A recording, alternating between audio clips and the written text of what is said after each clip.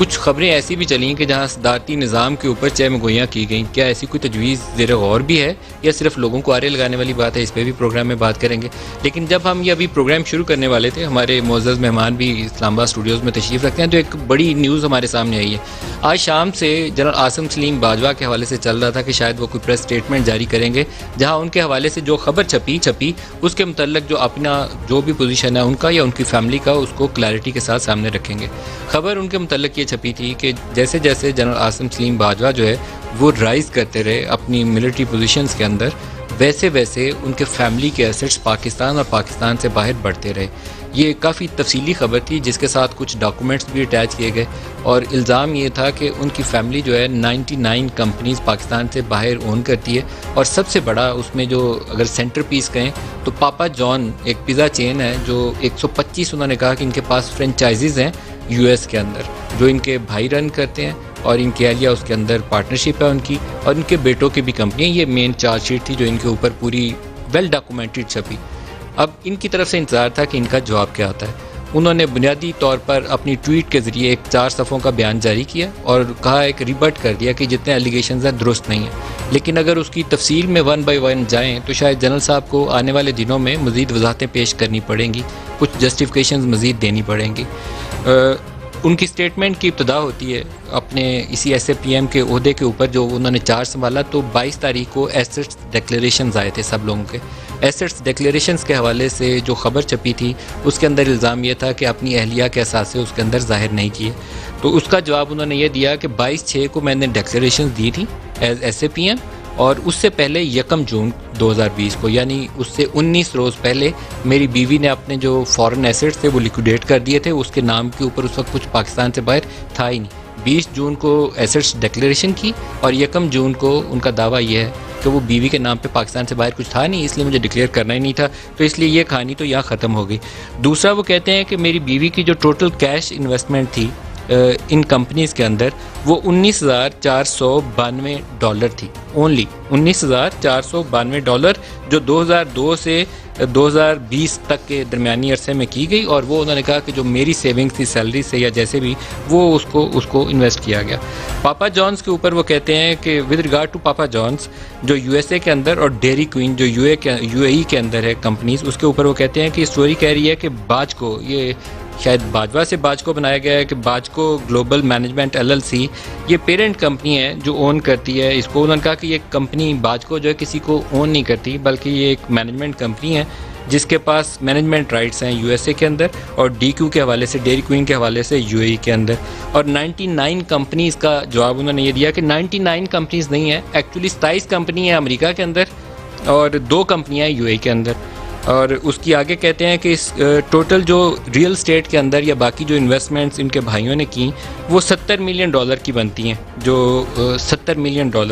پورا اگر میں جملہ پڑھوں تو وہ کہہ رہے ہیں کہ ان span of 18 years that mean from 2002 till date my brothers purchased the franchises and assets related thereto and real estate to the tune of $70 million, out of which around $60 million were through bank loans and financial facilities, کہ $70 million کے total اثاثے ہیں یا فرینچائزیز ہیں، جس میں $60 million bank loans کے ذریعے یا فیسلٹیز کے ذریعے حاصل کیا گیا. اور وہ کہتے ہیں کہ میرے بھائیوں نے جو ٹوٹل انویسٹمنٹ کی یا باقیوں نے ملا کے out of pocket cash investment کی ٹرم وہ یوز کر رہے ہیں، وہ $73,950 اونلی وہ صرف کی، تو اسی سے یہ باقی پیسہ انہوں نے کمایا.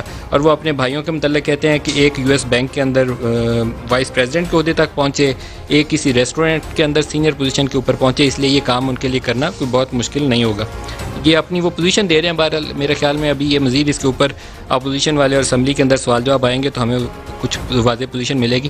پھر اپنے بچوں کے اوپر وہ آ جاتے ہیں جی، کیونکہ بچوں کے حوالے سے بھی الزام یہ تھا، اور الزام کی نوعیت یہ تھی کہ انہوں نے ایک کمپنی بنائی جو بلوچستان میں یہ کمانڈر صدر کمانڈ تھے، تو ان کے بچوں نے وہاں کوئی اب فیملی ممبرز نے، جس کے اوپر بھی الزام تھا، مجھے وہ خبر کی پورا یاد نہیں ہے کہ بھائیوں کے اوپر الزام تھا یا بیٹوں کے اوپر، کہ ایک کمپنی بنائی جس کے اوپر CN بلڈرز اور اسٹیٹ کے نام سے اوپر.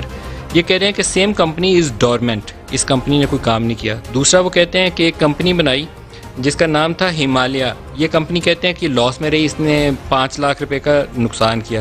پھر ایک کمپنی بنائی موچی کارڈ وینرز کے نام سے، یہ وہ کمپنی کہتے ہیں جی کہ the said business entity has made a total loss, اس نے ٹوٹل نقصان کیا جی, پیسے نہیں کمائے اس کمپنی نے.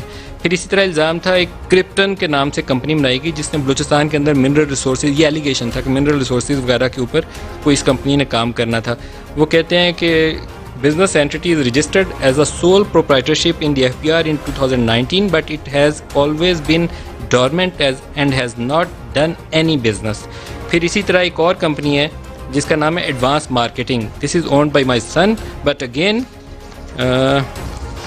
Without bothering to find out that the said company is also dormant. یہ بھی کمپنی وہ کہتے ہیں جی dormant ہے. پھر ایک CN مینجمنٹ کمپنی جو ہے وہ owned by my sons, اس کے اوپر بھی انہوں نے کہا کہ انہوں نے ایک پراپرٹی خریدی ہے امریکہ کے اندر. اس کا پورا اگر میں بیان پڑھ ہی دوں تو اچھا ہے. وہ کہتے ہیں جی کہ if the journalist in question had bothered to find out facts honestly, justly and fairly, he would have also found out that the house in question was only bought for an amount of $31,000 only. صرف $31,000 میں یہ گھر خریدا in a cheap foreclosure proceedings. تھوڑا سا مشکل ہے میرے لیے یہ ساری چیزوں کو ایز اٹ از کہ میں کہوں کہ یہ ساری چیزیں صحیح ہے, جنرل صاحب نے صحیح بیان کی ہوں گی, لیکن شاید اس کی فردر ایکسپلینیشنز یہ دیں گے تو پھر سمجھنا آسان ہو جائے گا. پھر اسی طریقے سے کمپنی ہے alleged that one company CN Natura LLC was also formed by my two sons. One should know that the same has always been dormant. یہ کمپنی بھی dormant تھی. پھر اسی طریقے سے ایک کمپنی بنائی گئی سلک لائن انٹرپرائزز, جس کے اوپر الزام یہ عائد کیا گیا تھا کہ یہ سی پیک کے جو پروجیکٹس ہیں اس کے اندر یہ لیبر فورس پرووائڈ کرے گی. انہوں نے اس کمپنی کے وجود کو ڈینائی نہیں کیا بلکہ یہ کہا کہ یہ کمپنی رحیم یار خان کے علاقے کے اندر لیبر پرووائڈ کرتی ہے. یہ وہ ٹوٹل وضاحتیں ہیں جی. اور وہ کہتے ہیں میرے بیٹے ماشاءاللہ بڑے ہیں, ایک 33 سال کا, ایک 32 سال کا, ایک 27 سال کا, اور میرے ڈپینڈنٹ بھی نہیں ہیں. پروگرام میں ہمارے ساتھ بڑے محترم مہمان آج بابر وان صاحب, وزیر اعظم کے بھی ہیں پارلیمانی امور کے اوپر. بابر وان صاحب آپ کو خوش آمدید کہتا ہوں. آپ سے یہ سوال پوچھنے نہیں تھے لیکن آپ کے ساتھی ہیں تو پوچھنا پڑے گا. اب اس کے اوپر آفیشیل پوزیشن کیا ہوگی, وہ جو آپ کے ساتھ ہوا تھا کہ اسٹیپ ڈاؤن فرسٹ اور سم تھنگ ایلس؟ بسم اللہ الرحمن الرحیم. Thank you very much. دیکھیے یہ تو جو انہوں نے ڈیٹیل دی ہے وہ تو ظاہر ہے انہی کے پاس تھی, اس لیے انہی کا رائٹ ہے کہ اگر کسی جگہ کوئی سوال اور باقی رہ گیا ہے یا کچھ نہیں باقی رہا یہ وہ کہہ سکتے ہیں. آپ کے ذہن میں بھی سوال آئے ہوں گے, جیسے مجھے اٹکنا پڑا ہے درمیان میں, آپ کو بھی ذہن اچھا دیکھیں نا ذہن میں سوال آنا اور ریکارڈ ٹرانسپیرنسی. تھوڑا سا میں اور اینگل سے بات کرنا چاہتا ہوں. 12 اپریل 1973 سے ایس اے پی ایمز آئے, ایڈوائزرز آئے, کبھی کسی نے اپنے اثاثے ظاہر نہیں کیے. یہ عمران خان کی اور اس حکومت کی یہ پہلی دفعہ ٹرانسپیرنسی کا جو ہم نے ایک اپنے اندر سے شروع کیا ہوا ہے, اور جو ایک سیلف اسیسمنٹ ہے کہ اندر احتساب ہونا چاہیے. سر بہت اچھا لگا, اس کے نتیجے ساتھ انکم ٹیکس بھی ساتھ ظاہر کرتے تو اور اچھا لگتا. ایک یہ ہو گیا, ٹھیک ہے. اس سے پچھلے جتنے کبھی کسی نے نہیں پوچھا. مثال کے طور پر اس گورنمنٹ آنے سے پہلے جو بیٹھے ہوئے تھے اسپیشل اسسٹنٹس, ان میں سے بے شمار اب بھی ایکٹیو ہیں, پارٹیوں میں موجود ہیں, لیکن کبھی کسی نے سوال نہیں اٹھایا. تو اس لیے یہ ٹرانسپیرنسی کے اعتبار سے ایک بہت اچھا قدم ہے. سر حفیظ شیخ صاحب کو بھی پہلی دفعہ کرنا پڑا, حالانکہ 20 سال سے حکومتوں میں رہتے رہے. آل انکلوسیو جو پہلے رہے اور جنہوں نے نہیں کیا. اچھا اب اس کو تھوڑی آپ نے بہت اچھا سے کہا کہ جی انکم ٹیکس بھی اگر ظاہر کرتے تو یہ پاپڑ والے کو کیوں نہیں تسلیم کرتے لوگ؟ سر پاپڑ کی طرف آتے ہیں کیونکہ ان کی تو سزائیں آپ نے نیب سے گزاری ہیں نا. میں ایک سیکنڈ آپ کے سوال 15-20 ہو گئے, میں نے ایک کا جواب نہیں, اس کا پہلے کلوز کر لیں پھر آگے نہیں, اسی کے ساتھ ریلیٹڈ سوال ہے نا. پھر اتنے بڑے لوگ جو ملک سے باہر جن گھروں میں رہتے ہیں وہ کہتے ہیں مجھے نہیں پتا کس کا ہے. بیٹا ایک کہتا ہے کہ میں کرائے پہ رہتا رہا ہوں, دوسرا بیٹا کہتا ہے کہ الحمدللہ یہ میرے ہیں, صاحبزادی کہتی ہے کہ میرا کچھ نہیں ہے, اس میں سے بھی حصہ نکل آتا ہے. وہ قطری خط آ گیا نا جی, جس کو مانا بعد میں کورٹ میں جا کے اس کلچر میں اور بھی نہیں دیا اس خط کے اوپر. اس کلچر میں اس پہلو سے تو شاباش بنتی ہے گورنمنٹ کے لیے بھی, عمران خان کے لیے بھی, اور جس نے جواب دیا. سر دیکھیں جواب ہی نہیں دیتا نا. قطری کو خواب آیا تھا کہ یہ بڑے میاں نے, دادا جی نے یہ مجھے پیسے دیے تھے اور کہا تھا کہ حسین کو جا کے نا میرے پوتے کو یہ دے دینا. وہ بات نواز شریف کی بھی کسی نے نہیں مانی, یہاں پہ بھی نہیں مانی جائے گی. تو مجھے نہیں پتا. دیکھیں یہ بات ابھی تو ہم اس سٹیج کے اوپر ہیں کہ انہوں نے وضاحت ایک جاری کی ہے, باقی اگر کوئی بات ہے تو وہی کریں گے نا. دیکھیں نا جیسے ایسٹس آئے تھے تو جنرل صاحب کو شاید خود ہی وضاحت اسی کرنی چاہیے, لیکن ان کی کوئی گاڑی تھی, اس کی پرائس شاید کوئی 30 لاکھ روپے لکھی ہوئی تھی, تو اس کے اوپر یہ سوشل میڈیا پہ میمز چلنی شروع ہو گئی کہ یہ گاڑی کہاں سے ملتی ہے. تو نو اگین یہ جو ان روپوں کے حوالے سے جو انہوں نے کہا ہو سکتا ہے 100% درست کہہ رہے ہوں, but he has to face these questions and he has to give proper answers کہ یہ کیسے پیسے لائے, کیسے لگائے, کیسے کمائے. کچھ تو انہوں نے دیے ہیں, باقی اگر کوئی سوال باقی رہ گیا تو وہ ظاہر ہے ہی is the relevant man because next process کیا ہوگا؟ پرائم منسٹر اس کو ایز اٹ از ایکسیپٹ کر لیں گے یا بابر اعوان والا کام کریں گے کہ آپ پہلے جائیے فیس کریے پھر اس کے بعد آئیے؟ یہ دونوں دفعہ ہی آپ نے پرائم منسٹر کے بیان کے خلاف بیان دیا. میں خود گیا تھا اور انہوں نے, آپ لوگ بھی تھے جب انہوں نے یہ کہا, تو آپ گئے تھے نا جی؟ اور طرح کی بات. میں گیا تھا اور میں نے جا کے استعفیٰ راستے میں لکھا تھا, میرے بیٹے عبداللہ عبد الرحمان میرے ساتھ تھے, ہم نے جا کے پیش کر دیا. اچھا اب دیکھیے, میں یہاں احتساب کسی کا نہیں کرنے کے لیے بیٹھا ہوا کہ میں کہوں کہ کس طرح سے کیا ہوگا, لیکن ایک بات پہ آپ یقین رکھیں کہ جہاں تک ٹرانسپیرنسی کا سوال ہے, پرائم منسٹر عمران خان کسی بات اور کسی آدمی پہ کوئی کمپرومائز نہیں کرتے. جب ان کو یہ یقین ہو جاتا ہے کہ کچھ سامنے ہے, اور جب میرے خلاف ریفرنس فائل ہوا تو پہلے 35 منٹس میں جا کے ہم نے استعفیٰ دے دیا. آپ نے 35 منٹس میں استعفیٰ دے دیا تھا؟ جی, first 35 I was with the prime minister. میں نے جو ہی میں نے خبر چلتے ہوئے آدھے گھنٹے میں آپ نے کہا کہ بس ٹھیک ہے پہلے میں یہ فیس کر. اچھا ایک یہ, دوسرا یہ علیم خان نے کیا کیا, آپ برڈن ڈال رہے ہیں سر. اچھا تیسرا سبطین خان نے کیا کیا, باقی لوگوں پہ بوجھ بڑھا رہے ہیں آپ. نہیں, میں بوجھ بڑھا رہا ہوں سب سے پہلے تو اپوزیشن لیڈر پہ. میں بوجھ بڑھا رہا ہوں پھر سندھ کے چیف منسٹر پہ, میں بوجھ بڑھا رہا ہوں پھر ان 25 لوگوں کے جن کے خلاف ریفرنسز ایوانوں میں بیٹھے ہوئے ہیں اور وہ اپنی چوری کو ڈیفینڈ کرنے کے لیے آگے کر دیتے ہیں ایوان کو اور کہتے ہیں ہم پیچھے کھڑے ہو گئے. آپ نے نہیں دیکھا کہ ریمانڈ کے دوران لوگوں نے احتساب کے ادارے کو ریمانڈ دینے کی بجائے ان کا ریمانڈ لیا, یہاں کرسی پہ بیٹھے ہوئے شہباز شریف سامنے وہ کھڑے ہیں سارے. سر جنرل قمر جاوید باجوہ نے خود بھی کچھ مثال سیٹ کی تھی ان آفس سرونگ, جب آپ ایک سینئر لیول آفیسر کو کہتے ہیں کہ کرپشن چارجز پہ گھر جاؤ, یا کچھ اور چارجز آئے تھے کچھ لوگوں کے اوپر, ان کو کہا گھر جاؤ.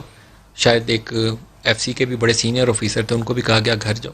تو اس ادارے کے حوالے سے بھی کچھ آنا چاہیے میرے خیال میں. یہ ادارے کا کام ہے نا. اب میں ادارے کے لیے بھی نہیں بول سکتا. جب کسی پہ کوئی اسپیسیفک ایک کوشچن ریز ہو جائے تو یہ اس کا پہلا رائٹ ہے کہ وہ اپنے آپ کو کس طرح سے ڈیفینڈ کرنا چاہتا ہے اور اس کے پرسنل اوپینین میں کس طرح سے ریئیکٹ کرنا چاہیے. اس لیے اس پہ میں نہیں کامنٹ کر سکتا. ہاں, جہاں تک فوج کا تعلق ہے, ایک دفعہ نہیں ایک سے زائد دفعہ انہوں نے اپنے لیفٹیننٹ جنرل سے لے کے میجر جنرل سے لے کے کرنل سے لے کے بریگیڈیئر سے لے کے انسیڈنٹلی جو میجر تک بھی انہوں نے احتساب بڑا شدید قسم کا کیا. مطلب ایک دو میں ذاتی طور پر کیسز کا پتہ ہے کہ بڑے ایک حساس ادارے کے بڑے بریگیڈیئر لیول کے آفیسر تھے, ان کو گھر بھیج دیا گیا کہ گھر جاؤ.